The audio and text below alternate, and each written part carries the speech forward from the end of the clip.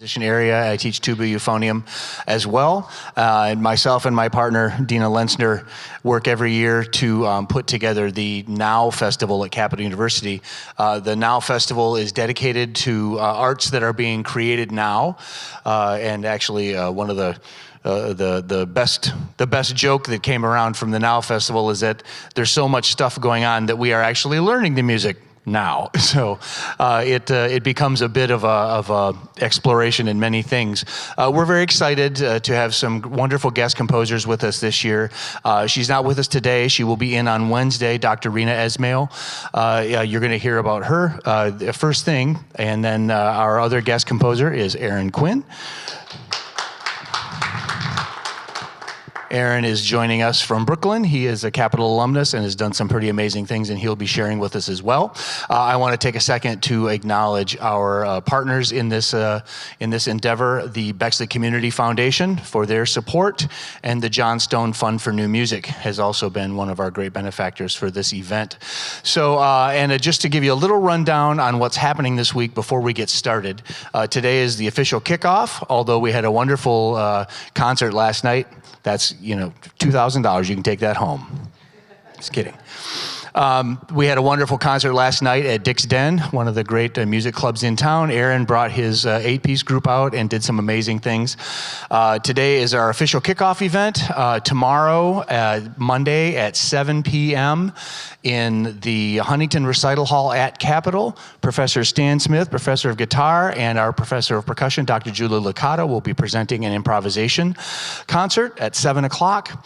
Tuesday night, we will have at the Schumacher Gallery, which is in the Blackmore Library, student projects presented in the gallery based on Walter Ios's sports photography called Music in Emotion, music having to do with motion. Those are all student projects. Those will be presented at 7 o'clock up in the gallery.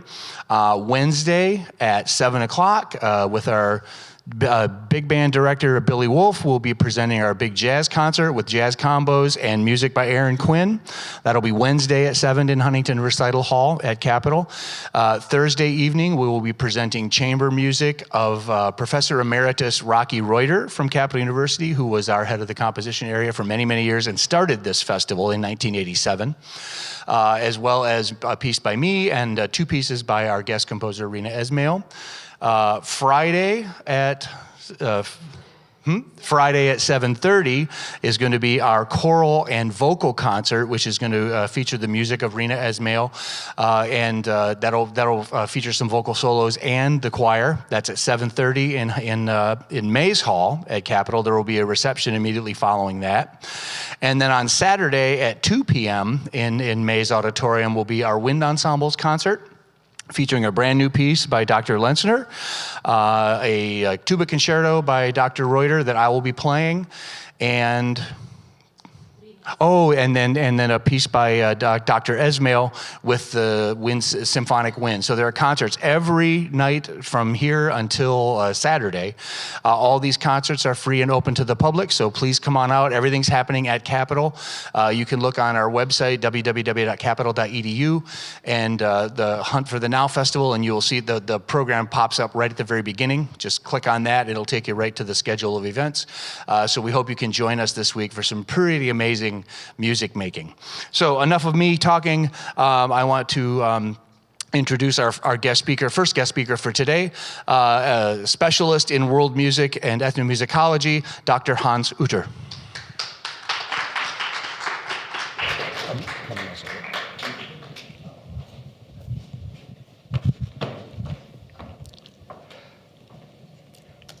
All right, well, it's a great pleasure to be here, and I got to learn a bit to go through this music and talk about these pieces. So in the interest of time, I'm just gonna pretty much read my text. But Reena Esmail is a composer who creates bridges between cultures. Her music blends the classical traditions of Western and Hindustani North Indian musical worlds, creating compositions that speak to universal human emotions and experiences. Esmail's work demonstrates an extraordinary understanding of both traditions and a unique ability to fuse them in ways that feel deeply expressive. So she was born in the United States, but she trained both in Western classical music and Hindustani classical music. And as an aside, Hindustan comes from, there's two separate traditions in India. There's a Carnatic, which is South Indian. Hindustani is North Indian, and Hindustan means land of the Hindus. And so this dual training allows her to incorporate both of these elements in her music. And what we find in her music is a rich interplay of rhythm, melody, and emotional depth, often drawing from the complex meditative qualities of Hindustani rags while employing the formal structures of Western classical music. And today in this talk, I'm going to be discussing a number of the pieces which will be performed at the Now Music Festival. And I guess Upala will come up to demonstrate a little bit about North Indian music and rag as we go along. So the first piece we'll discuss is Tutarana. So Tutarana is a combination of tarana, which is a specific vocal form of Indian classical music, and the Italian term tutti, meaning all. So this is a combination of both of these forms, and the tarana is, to quote Reena, the tarana is a joyful, energetic piece of rhythmic syllables that showcases the vocalist's skill and ability. And so, Upala, would you like to talk a bit about tarana in the context of India? Hello. Hello, I'm Utpala Bora. I'm a Hindustani classical vocalist and ethnomusicologist. Tarana is a form which is a vocal form, and it is in a formal concert setting, Hindustani classical concert setting. It is sung normally after the slow tempo composition, and there'll be a medium tempo, and the tarana is it's a fast, mostly medium to fast. And tarana, the specialty is like it has there's like syllables like odani, tadani, yalali, based on Persian and Arabic phononyms. So there are also sitar and tabla bowls as well, and then Sufi mystical poetry. So, and it was introduced by Hazrat Amir Khosrow. He was a poet, scholar, composer from 12th century from northern India. His family was from, basically from Persia, but he was born in India. Then it was popularized by Ustad Amir Khan Sahab and Nisar Hussain Khan Sahab, and it was tarana also been, the composition was also used in Sikh Guru, the 10th Guru, Guru Govind Singh, in his compositions. So it's often also accompanied in the Kathak dance recital, which is one of the classical dance form of northern India. And then here I will just sing a few, one or two lines of tarana, how it is. So this composition, it's in Rag Yaman. Rag Yaman, again, it's an evening rag, and Hans will talk more maybe about rag later, but I just want to tell you, rag, in Hindustani ragas are been, they are like seasonal raga, we have different times of the time of raga too. So right now it's afternoon, but this tarana is in Yaman. Yaman is an evening rag. So I'm just going to, the notes are, ni re ga ma da ni sa ni da pa ma ga re sa. So this is the notes of the raga. So this is a composition, the tarana composition composed by my guru, Padma Shri Dr. Prabha Atreji. So it's in ek tal. Ek tal is 12-bit, like. Din din dagati tirikata na kata dagati redina. Din din dagati tirikata dina tu na kata dagati tirikata dina. So this is like 12-bit. So it goes Ode tananadim, tadari dani, ode tananadim, tadari dani, ode tananadim, tadari dani, tadari dani, dani, dani, dani, tadari dani, dani, dani, dani, ode tanana. Then this is the speed normally starts, then it goes, ode tananadim, tadari dani, ode tananadim, tadari dani. Tadari dani dani dani dani tadari dani dani dani dani ode tanan. Then it can go more. So it just have, and then in between we can also do some embellishment. So this is how the tarana works. Thank you. Okay. Okay. Great. Thank you. Yep. And we'll at the end of this, time permitting, we'll get a little bit more into what exactly is a raga. That's a whole sort of complex discussion. But we'll talk specifically about her piece. And so in this piece, the energetic improvisatory nature of the tarana is preserved. But Esmail reimagines it for a larger group. The ensemble's role here is not just accompaniment, but as a collective support for the soloists, allowing them to display the same kind of rhythmic agility that's expected in a tarana performance. So again, don't have time to listen to the actual piece, but hopefully everyone will attend the concert. And so just a few facets of the piece. The piece opens with rhythmic syllables that are pronounced by the soloist. These syllables are known as bowls, imitate the sound of the tabla, an Indian drum, and are an essential feature of Hindustani music. So the entire tabla has a whole rich history. There are two drums, and it's basically you're supposed to be able to speak it before you play it. So there's quite complex and detailed compositions, but it does start with the actual speech. And actually, I've done some research where the bowl sounds actually mimic the acoustic wave imprint of the sounds on the tabla. So another feature, it has this sense of this playful and virtuosic, and allows each soloist also to contribute to this piece. And the result is an energetic, joyful celebration of rhythm and dexterity, blending the vitality of Indian classical traditions with the expansive sound of a Western concert band. So move on to the next piece here. This is didi-di, didi-di-di, which means slow. Didi-di-di means little by little, or also slowly, slowly. And this is based, Kabir is one of the very important mystical poets of India. And so he composed many songs, and these songs are still performed to this day. And this is based on one of his song texts. And this is the song text for the piece. Little by little, dear mind, everything comes to be. The gardener waters 100 times, but the fruit comes only in spring. So, didi-didi translates to little by little, or slowly, slowly. And so we look at the piece. The piece opens with a soft, reflective atmosphere where the soloists are introduced one by one, adding their voice to the unfolding solo. And this is another one of the facets of her music, is that she combines the raga and even uses some of the orchestration to bring out the song text and some of the other elements in different ways or channels. And the song text reflects the spiritual journey, and we also see that spiritual journey reflected in the way this composition unfolds.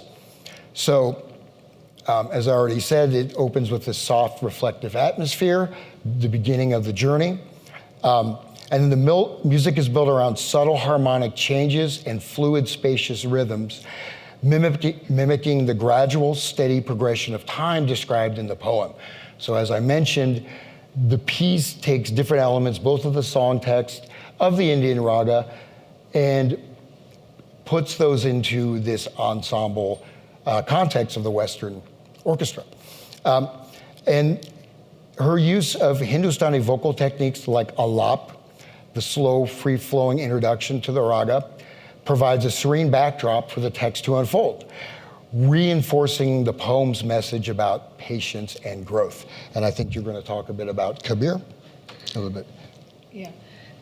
As I said, Kabir, Sant Kabir, we call him, Saint Kabir. So he was born in Banaras, so around 1400. So that is like a bhakti movement, and he was born basically in a family. Again, we don't know. There's some says that that he was born in a Muslim Hindu family, but he was raised by a Muslim. But he never said what he's Hindu or Muslim. He was a mystical poet, and he's also known as a Sufi poet. His poetries are always, it's as you can read, it's like talking about life and and very simple, the way we should live our life, or it's more like we call it fakiri, that don't fall into the maya, the illusions. So yeah, so that is and this is I just heard a little bit. I don't remember exactly the tune, but they are very famous. The Kabir poetry and the song that bhajans, we call it bhajans, devotional songs. I sing one of them, which is again based in Yarag Yaman. Man lago yar fakiri me. My mind just become a fakir, become a mundane, So it goes. Man lago yar fakiri mein man lago yaar jo sukh paun naam bhajan mein so sukh nahi amiri mein bhala bura sabka sun lijiye bhala bura sabka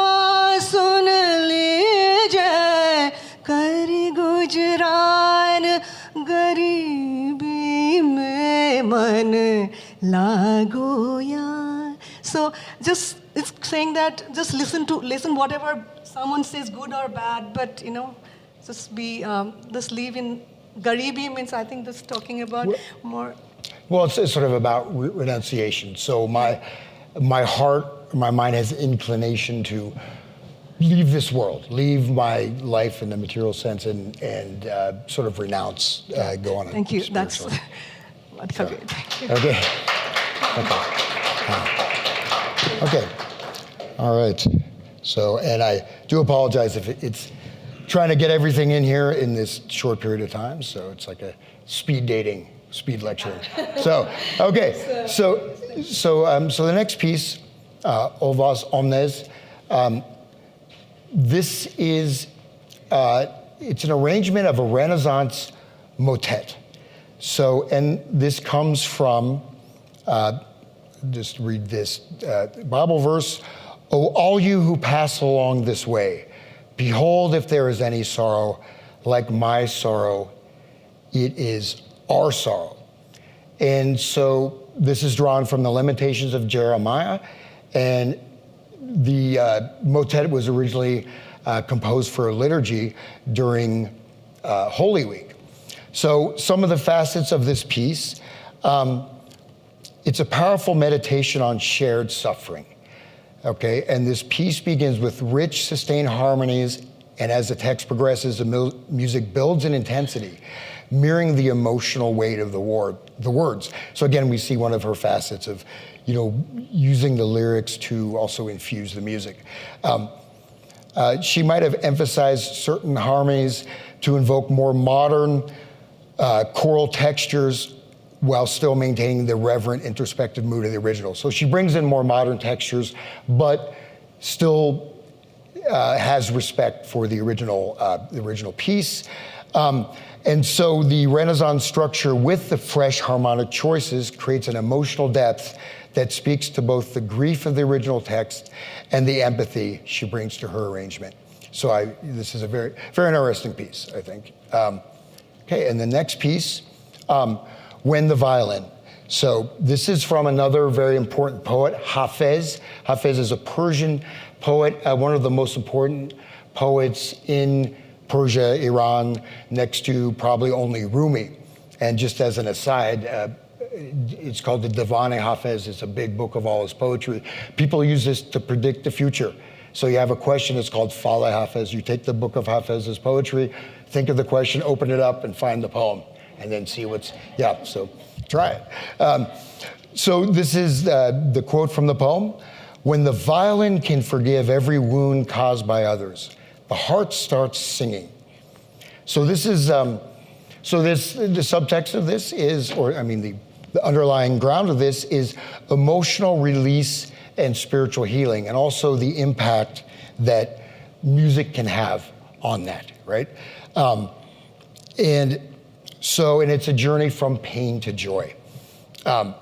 So as we might expect, the violin plays a central role in this piece and uses the music embodying the process of emotional transformation through its expressive phrasing and vibrant sound. And then, of course, as it's going through this journey from pain to joy, the work builds in intensity. There's moments of rapid violin playing that correspond to the ecstatic joy described in the text, but there are also more reflective, intimate sections that echo the meditative nature of the poem. The relationship between the violin and other instruments, particularly the voice, creates a sense of dialogue, a conversation between the wounded self and the healing force of music. And again, we see this sort of another one of the aspects or facets of her music is this dialogue between Western and Eastern, between earlier musical forms and more modern forms. Okay, and then, so the next piece here is If the River Leaves Without Me. And if the river leaves without me, I'll flow on. There are so many ways to get there. You can swim, you can walk, you can fly or run. So this piece is a bit different musically, but we still have the same sort of metaphor of the journey. And this is the life's journey, but also the change. And also what is still stable within that change. That even though there's multiple paths, we all reach the same destination. So this piece, again, mirroring the river, has a flowing minimalist quality with gently rolling rhythms that mimic the movement of water. She uses repetitive structures to evoke the feeling of time passing by steadily, but with an underlying sense of optimism and agency. And the music's simplicity echoes the poem's central message. There are many ways to reach our destination, and we need to embrace the journey, whatever form it may take. Okay, so that's If the River Leaves Without Me, and again, I hope everyone will listen to this music during the concert. And so the last one, Tada Kita, is Tada Kita. Normally we'd say Tita Kita, but anyways, Tada Kita, that's a tabla bowl. Tita Kita Takai. So anyways, so this is another piece drawing on this, the bowls of the tabla, again, which are the sounds that are played. It's sort of like the language of tabla. And the word bowl means to speak. So in this piece, this is really, the tabla is very much a central component of this piece and really serves as the undergirding of the whole composition. And we have a lot of rhythmic interchange. Rhythmic patterns are exciting and complex.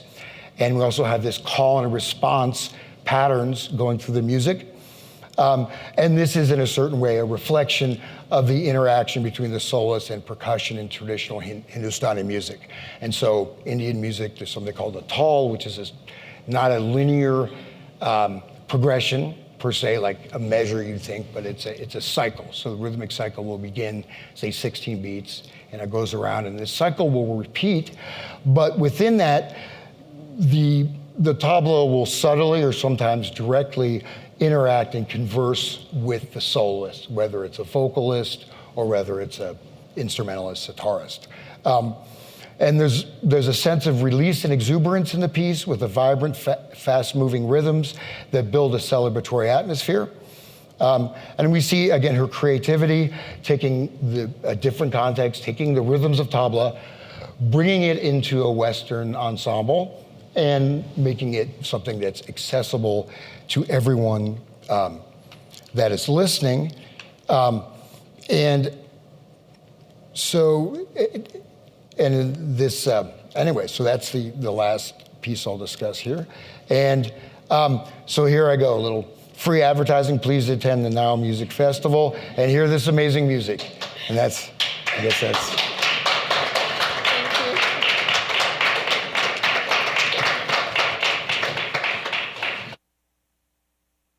To us now is on which concerts can we hear these pieces? These are all from the vocal concert, from the choir concert, correct? Yeah. So these are all pieces that will be on the Friday night show, and it is worth noting that Hans will be playing tabla at the band concert on Saturday, and Utpala will be soloing on the Friday night concert with the choir. So just make sure you will get a chance to hear them in action. So that's the pieces that were discussed here are on the Friday night choral and vocal concert at Capitol, 7:30 p.m. at Mays Hall. Great, thank you both very much. Okay, and now to introduce our next guest for the week here at the Now Festival, Capitol alumnus Aaron Quinn. Aaron is a fantastic guitarist, composer, arranger. Has done some very heavy research work as well. So and I always love getting a chance to hear him play and to hang out and play with him. So to hear a little bit of talk about his career and the things that he's going to be doing this week, Aaron Quinn.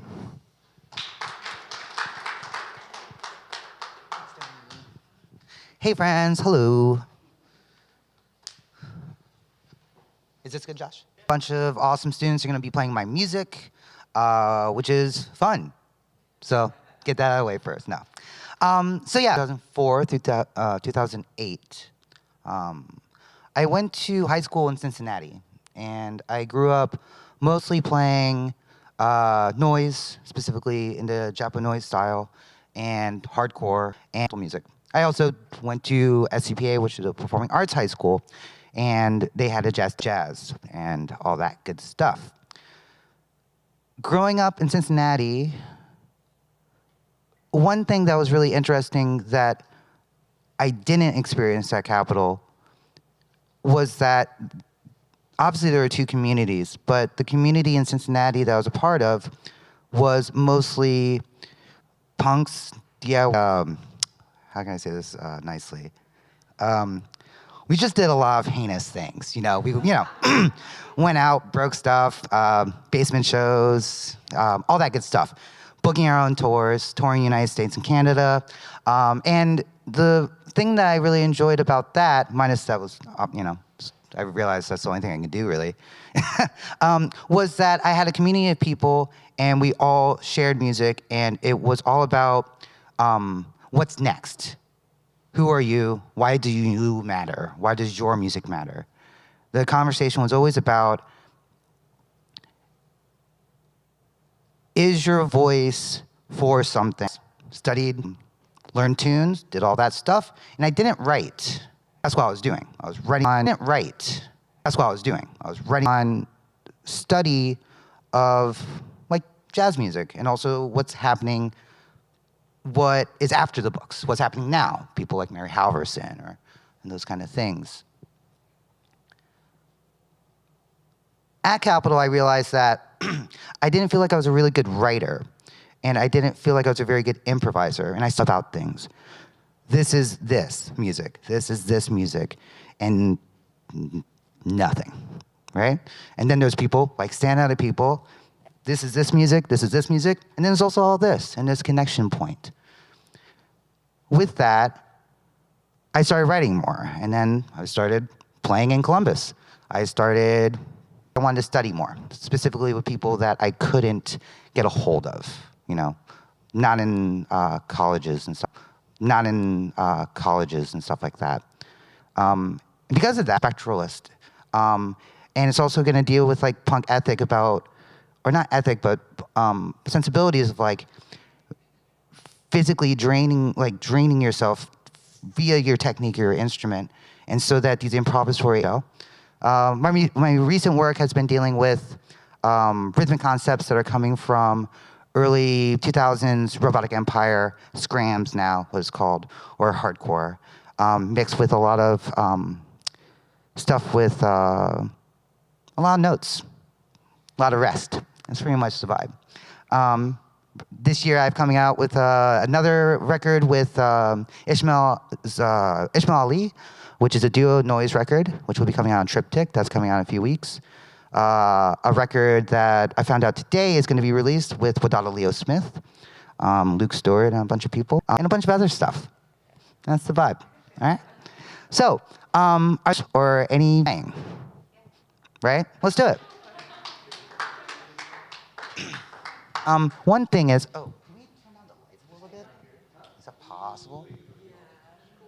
For instance, I was just in Japan coming from anti-John Zorn, like not about that dude. So it's these kind of two worlds. When I'm here in Columbus playing with these friends, it's all of it. It's like everybody plays so differently here, and I really enjoy it. There's not like a stylistic thing as much. It's all individual voice a lot more than some other places. So I'm going to stop rambling, and we're going to play some music.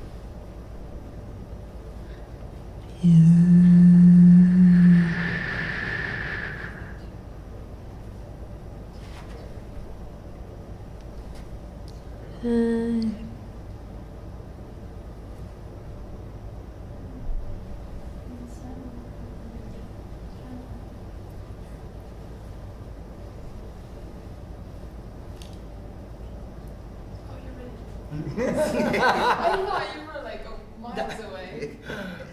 And everybody say hi to Kristen. Hi.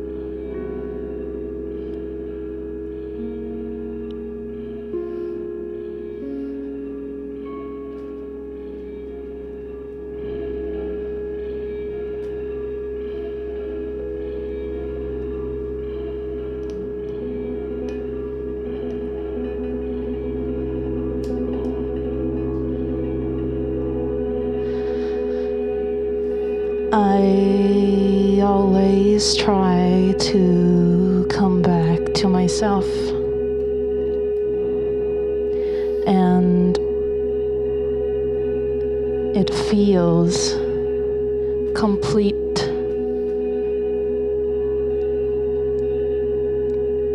to find the medium, the method, how to get in touch with God, energy,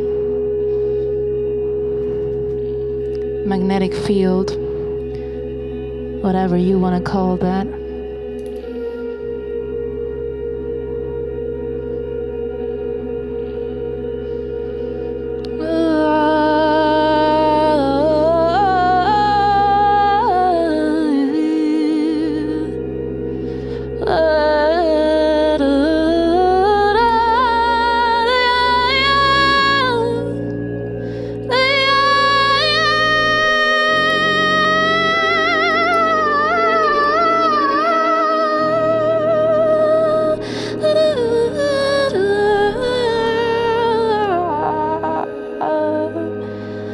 Sometimes I do find peace in movement. Sometimes I do find peace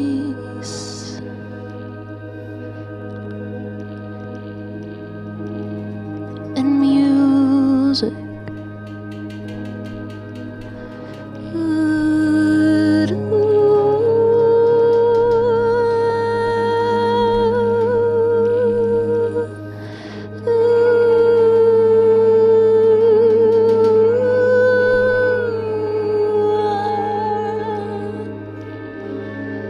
Say it.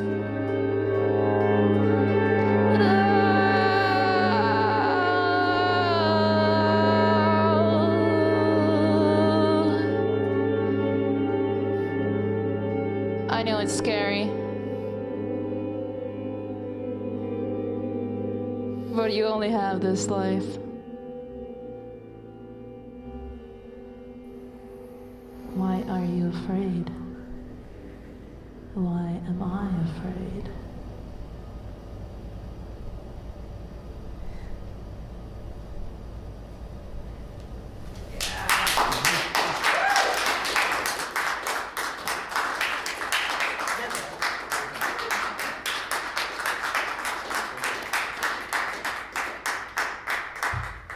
Take some questions. Yeah. Do we have any questions? About what you just heard and saw? Was that completely improvised at this moment? Get together beforehand in the parking lot or anything? No. Nope. All right. Not one text exchanged phones. No. I don't have a phone. Can you please tell about your breathing while he was holding the notes? Oh, okay. Yeah.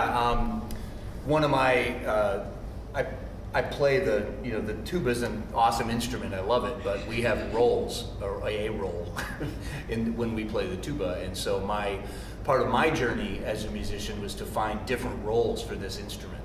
And so many years ago, I met a experimental vocalist named Deborah Kavash, who taught for a long time out in LA. And she explained to me some techniques that she used for singing. And she was using some throat singing techniques, which involves manipulating harmonics with the shape of the mouth. And so I started using some of those, and then I was always kind of like, wow, I really would like to know how to keep that sound going, because we're so reliant upon the breath to keep everything moving. And someone said, well, have you ever heard of the didgeridoo? And I'm like, oh, cool. So I started studying didgeridoo, and through actually another tuba player, learned how to circular breathe. So circular breathing is the act of being able to inhale while still blowing out sound. So what I can do is, while I'm sustaining the note, so you'll hear me sniff in air through my nose, and I'm keeping air in my cheeks to keep the sound going. So.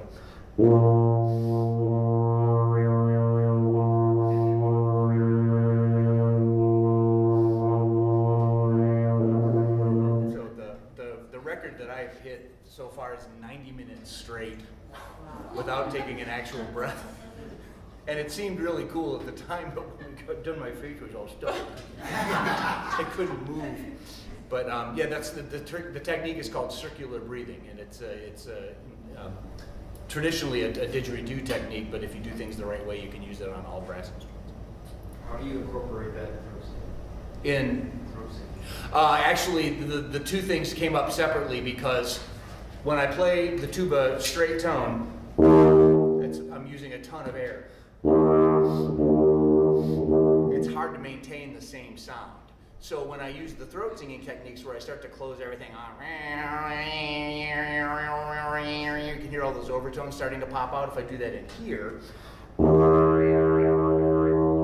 the air column is significantly constrained, so I can actually then, and then in the didgeridoo techniques, I can turn that into a rhythmic thing where I'm sneaking the breath in the rhythms.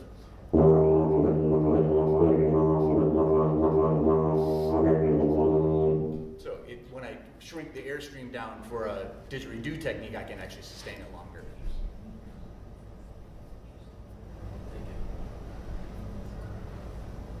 Any other questions? So one more time to reiterate, all of these concerts start tomorrow, 7 o'clock p.m. with Stan Smith and Julie Licata doing some improvisation.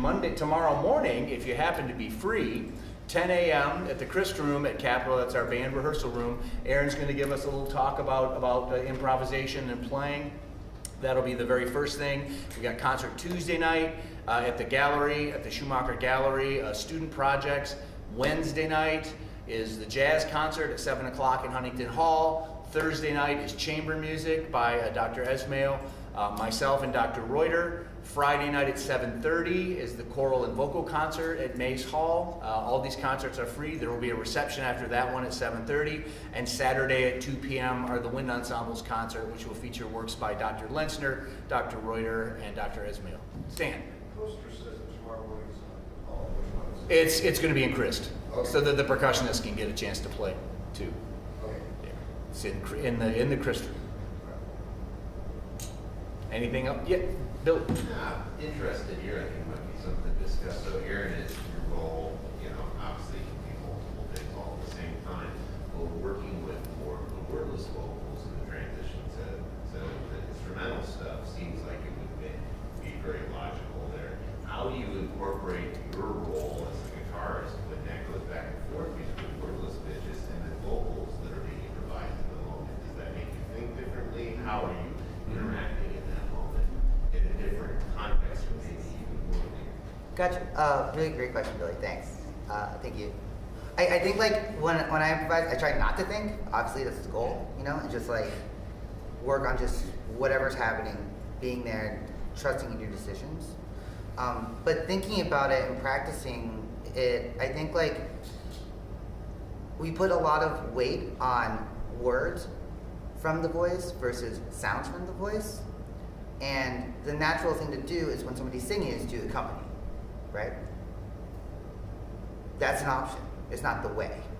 And so in like the music that I write for voice, I do mess with that, with the idea of like the sounds of the voice being accompanied by me. And then when there's actual lyrical content, to basically mess with it, not support it. And so having those options and thinking about that in a compositional standpoint, when I am improvising with vocalists, I kind of have the option to either go with it or destroy it. And so that's what I'm thinking. In this situation, I don't think I destroyed it. I think it sounded good. No, it sounds great. But yeah, I think it's like especially with different people also, having as many options when you're alone by yourself and thinking about them and constructing like other avenues versus just when you play with people and you're not thinking, you do all this research, so here you don't think, you just do. As many options as possible. So I have a follow-up question to Christy. How, because first you seem to just listen and kind of think about your role in it? Because of course Aaron is our feature artist, but you went for it. So how did you conceptualize the role? I was thinking about that myself.